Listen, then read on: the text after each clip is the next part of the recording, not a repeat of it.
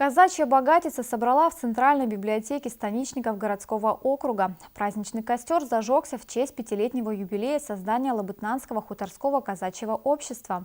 Настоящим украшением праздником стало выступление творческого коллектива «Златница» детской школы искусств. Самые яркие моменты торжества в сюжете Анастасии Шеховцовой.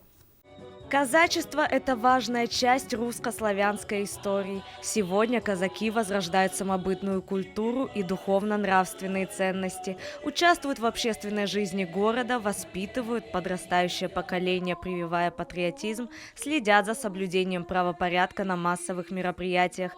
На встрече в Центральной библиотеке им выдалась возможность отдохнуть от всех дел, пообщаться в тесном кругу и даже послушать исполнение казачьих песен.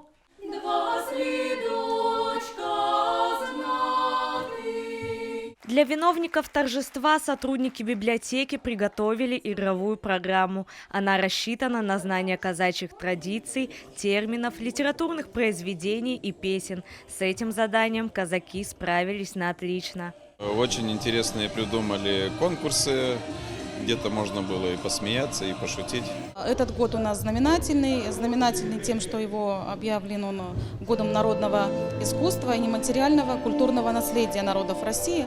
Конечно же, это очень хорошо, потому что важно свои традиции помнить, да, гордиться и поднимать патриотизм. Станичники городского округа с удовольствием провели время все вместе. Про дальнейшие планы пока не говорят. Они будут озвучены в марте на традиционном казачьем круге местного хуторского общества. Анастасия Шеховцова, Евгений Садыков. Программа «Время местное».